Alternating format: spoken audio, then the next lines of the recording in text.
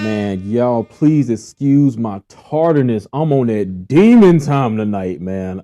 Technical difficulties starting this live stream, but I figured out what the problem was. So this is what I'm gonna do. I'm gonna start my countdown here. Then about at the 4 minute mark, I'm gonna play a clip from my latest podcast, the Catch Up Podcast, episode 18, where I talk about Bone Thugs in Harmony versus 3 6 Mafia. A clip from that. And if y'all want to go watch the whole thing, it's up on my channel. It's about a week old. Did it last weekend. But I thought it was a good episode. Y'all go check it out. But I'm going to go ahead and start this countdown at the 4 minute mark. I'll play the clip. And then after that, we'll get started with the show. And let's go ahead and get into this, man.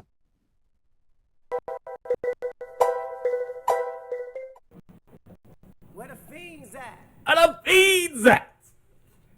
Honey, I ain't gonna get me some. Get that paper. 3 6 Mafia had the win. I'm objective enough to say that 3 6 Mafia had this just from the hits alone. You had Juicy J, who was going to bring his solo stuff, Bands of Mecca Dance. We knew who was coming with that. I wasn't really a fan of the Katy Perry song, though. I'm like, really, guy? You going a little too Hollywood right here. And then he had that suit on. He had the suit with some type of holster. He was looking crazy. If Bone would have went the route that the Lox versus Dipset went, the Lox, you know, they're not really a commercial group, but that stage presence and Jadakiss, for the most fact, it was just so on point that they were perceived the winner. So if Bone Thugs could have pulled it off like that, you know, they were harmonizing. That was cool. And Busy Bone, he had some presence on the stage as well. Definitely on the Thug Love song when he did his verse. I ain't even gonna try to do it, but he went off. But they had to go through that rocky situation where he was off stage for a brief moment, and you felt the energy just go down after Busy Bone had to sit out for a second after the little scuffle or fight or whatever. So I was like, man, I hope they bring Busy Bone back home. Then he came back out, and I was like, oh, thank God. But yeah, that kind of saved them a little bit. But yeah, they took that hit when Busy Bone just went off the rails. But let's go ahead and get into the fight before I get into round by round discussion. But yeah, Busy Bone, they were doing Buddha Lovers. I love this song. And he just stopped during the performance. It was like, y'all not gonna be rocking me. As soon as Juicy J said SMD, he threw that bottle, or he had a microphone or something. Honestly, I thought he was aiming for Gangsta Boo. I probably would have aimed for her too. She was kind of annoying. She was like, that's why y'all broke up. You know, you off your beds, all this stuff. Like, she was amping the set too, boy. She was getting shit. That's what we could probably get her your skin. I feel like she could. Yeah, she one of those. All right, going into round one, and this is where the first misstep of Bone Thugs happened. They played No Surrender. Why would y'all go with a song like that? Y'all should have went with a song with everybody knew. I think they should have went with First of the Month, which was obviously not played, and everybody noticed it. I don't know why it wasn't played. Even Busy Bone doesn't know why it's played. I listened to his his little interview he did with Fat Joe. And he said he don't even know why it's played. Why was this song not played? I don't understand. There was a major misstep by Bone Thugs and Harmony. And but what I would have done, they did play Resurrection Paper. Where the fiends at? That song. So I would have started out with that. You know, I could see it like Busy Bone coming out, where the fiends at? And then the crowd going crazy. Money ain't a thing. Let me get me some. Let me get me some. And then they kind of medley that into First of the Month or Love of the Money. I think they should have started off like that instead of No Surrender. Team 3 6 Mafia is hard out here for a pimp with Terrence Howard. This is where it went totally Hollywood. I'm like, some people liked it. Some people thought it was kind of gimmicky. Terrence Howard came out. Only thing I thought was missing was he should have came out in that tank top. with the curl. I don't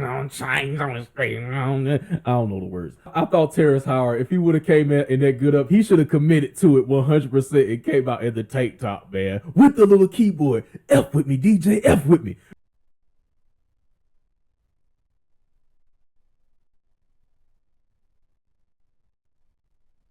They say this is a big rich town. I just come from West Part. Bright light, city life, I gotta make it. This is where it goes down. I just happen to come up hard. Legal or illegal, baby, I gotta make it. I never took a straight path nowhere. Life's full of twists and turns, bumps and bruises. I live, I learn. I'm from that city full of yellow cabs and skyscrapers. It's hard to get a start in these. I am here, finally. Man, I was supposed to get started at 12:30. I had some technical difficulties, but I think I got this shit up and running. Finally, man. A lot to unpack here. Telling, scamming, stealing, keeping secrets for 20-something years. We find out that Zeke is Monet's son. I thought... Now, there were the theories going around that Cain was Mecca's son or whatever.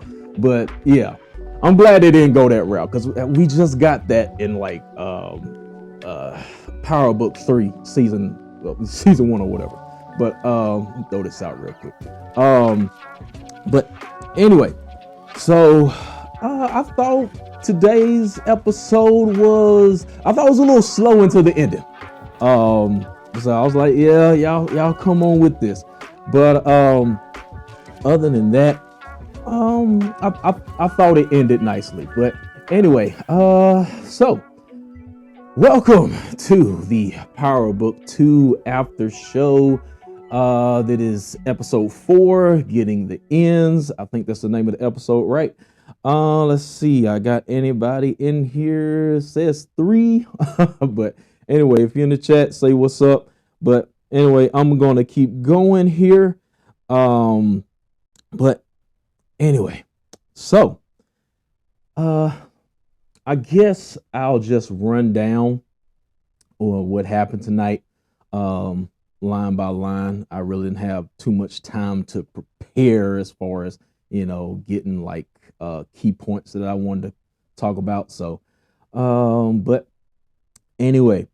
So, let me start out with the beginning of this episode right here. We get Carrie walking into... Yeah, she's waiting at the park. Okay, I look good there. Carrie, she's waiting at the park, waiting on Zeke. And unbeknownst to her, Monet is waiting in the wings, her and her gun. She puts the pressure on her, say, hey, you got to find out what's going on, who killed Jabari, blase. So then this takes us on to the next scene. Tariq, once again, just walking up in somebody's business, making demands. So with McLean and your boy, Sax. So his plan is to get some, I guess, put the blame on Ramirez, with the NYPD, the gun and whatever. So we got that going on. So probably one of my favorite parts in the episode right here would have to be when we get your boy Stern back. So he laid the Mac down in this episode, and we're probably going to see him and Kevin button heads more in this episode, because he kind of warned them to lay off the whole case with Jabari.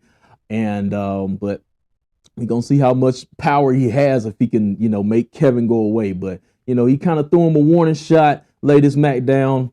So I like that part of the episode right there. But I think we're gonna get more with that. Then after that, what we got? So also, we had a new Dean introduced. So we have him as a new character. I didn't get his name, but I don't know if he's going to play an important role or not.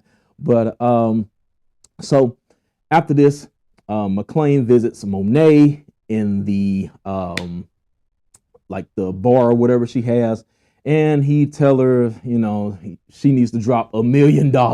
So here we go again. Didn't we start off season 1 like this? Let's get McClane his money. So, we know what, the $1 million she's needed for now. But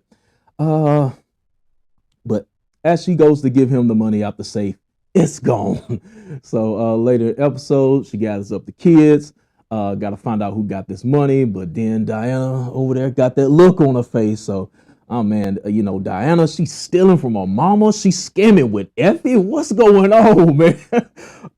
So yeah, she's really coming out her own here. So, what else is she going to be doing this season? So she's growing and becoming her own person and doing those things that you wouldn't normally see her do. So I thought that was pretty trippy with her and Effie in this episode, and it was kind of weird seeing Effie dressed like that when they were in the the little the high end store wherever she had the dress on, and I'm so used to seeing her tough looking and things of that nature. But yeah, so let me see here. I got so much going on right now. I'm learning how to read the studio and keeping up my notes. I got a lot of multitasking going on right here. So I talked about that. Lauren and Tariq are public now. So they went into class holding hands so everybody know what's up. How long is that going to last? Don't know.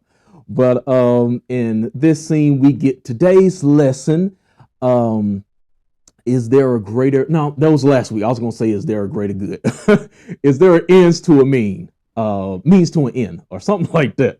And there is definitely going to be an ends to a mean for Lauren here because she got caught up, because your boy Tate's brother, Kamal, he's on the case and he's interrogating everybody at the school. And, he got her jammed up. He's interrogating her.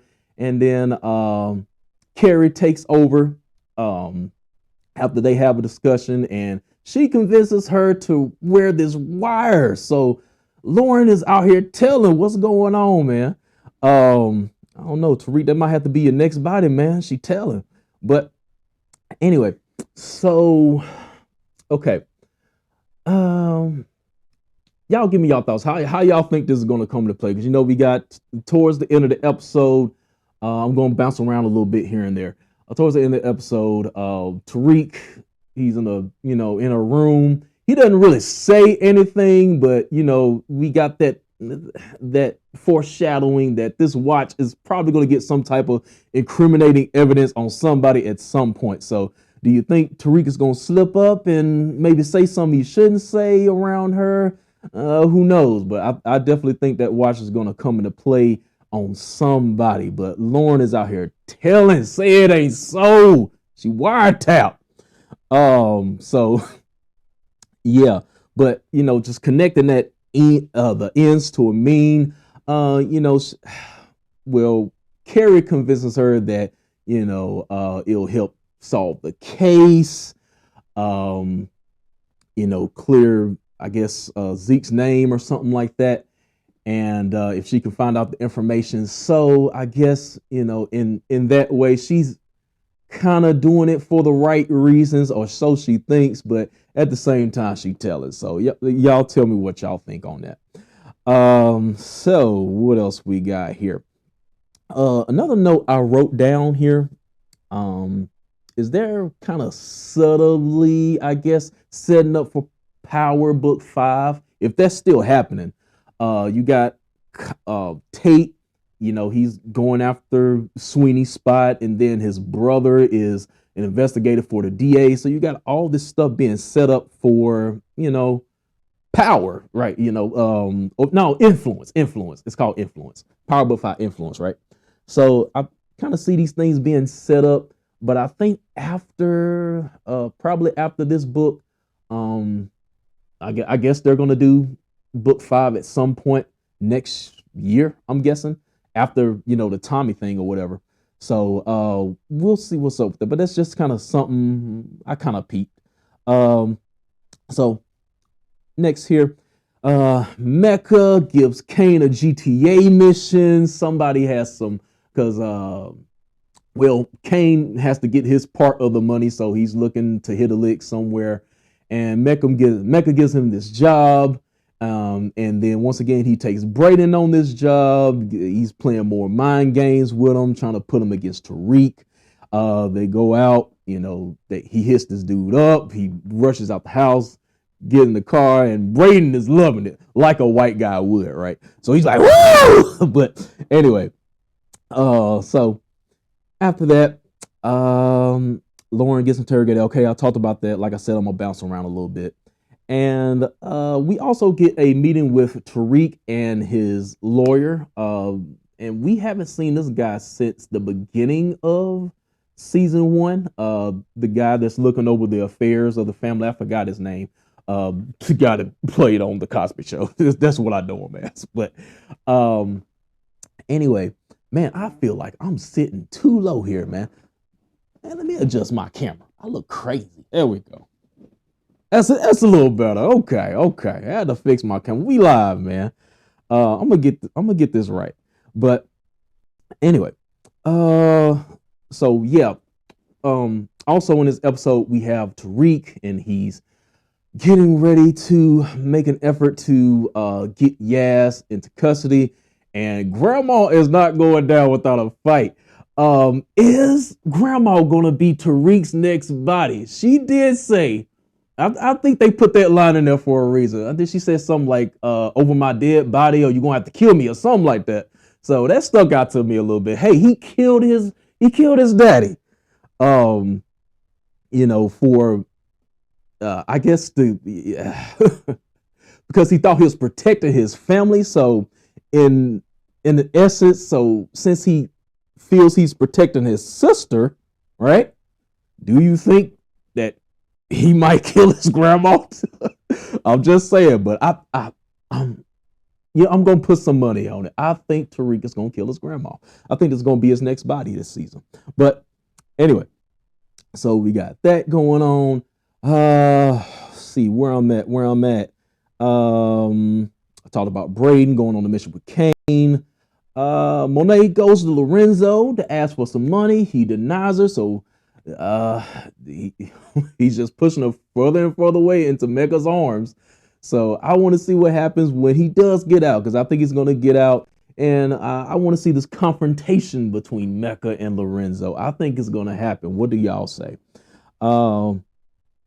Let me see what I got here. Like I said, I'm multitasking, so y'all excuse me. All right. Just trying to make sure ain't nothing in the chat here. Okay. And then elsewhere we have Drew.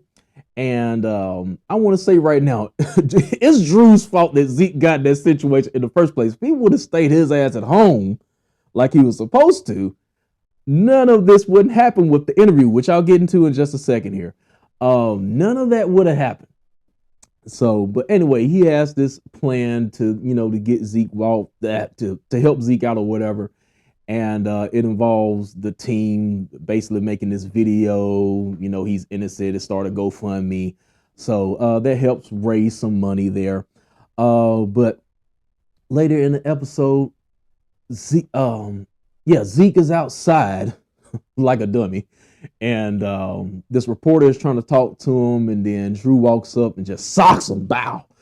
So I was just like, oh, man, Drew had messed it all up. So from here, we get, the interview set up, and he has to get prepped by Tariq. And in my headline, I said, Tariq earns his keep. And then a couple of more seconds into the interview, I'm like, let me take that off, because, man down. Your boy's on fire, and not in a good way. Zeke, oh man, he bombed that interview. He was doing good at first, and then yeah. So old girl hit him with a curveball, started asking him about the PBA card, Ramirez, and he just like, I'm out of here, man. But anyway, so I thought there was another good part of the episode right there. Real, tense, dramatic. So what else we got here? All right. Also, like I said, I'm going back and forth. Kane sends a text to Braden early on, and they hit a lick at the jury stuff. So Braden out here hitting licks. So I thought that was pretty cool. Then I talked about Zeke getting ready for the interview. And then after this, Kane is confronted by Monet because during the little interview session, she saw the look on his face and she knows something was up. So she finally got it out of him, and that Kane and Tariq had something to do with the disappearance of Ramirez. So that's another thing I'm ready to see. So we saw she cussed out Kane, and how is she going to react when she hears Tariq's side of the story? So, or what clever lie is he going to tell? I don't know. Is he going to tell the truth or not? So, so we got that going on, and also she wants Buddy to go dig up the body. So he goes to go find the body, but he's on this phone call with Mecca, and he says, "Hey, I got something to do." And Mecca's like, "You got somebody you can pin this on?" And then, Braden time once again. So, man.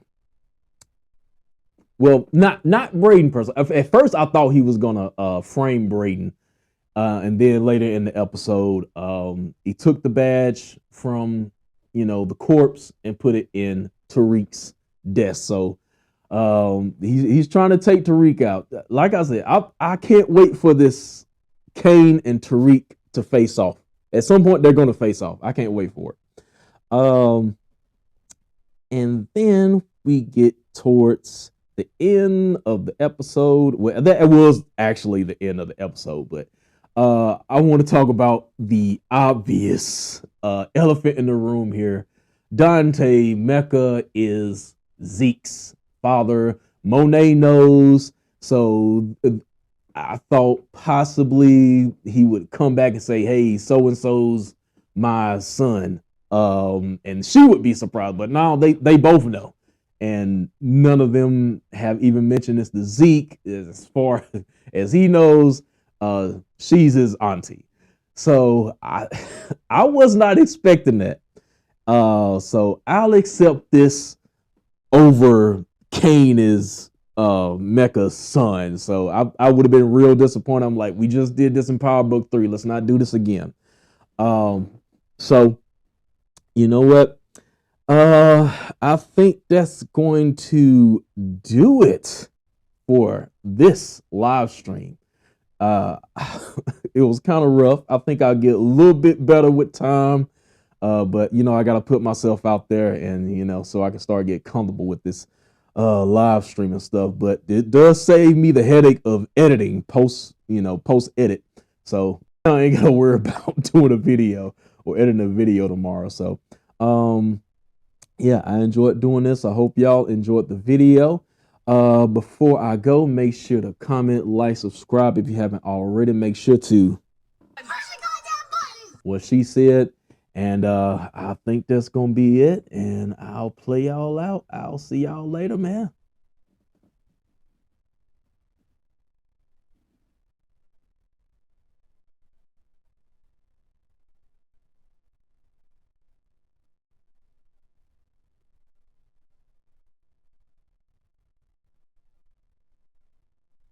Technical difficulties once again. God damn. Where's my sound at? All right, y'all. I'm out of here. I gotta get out of here.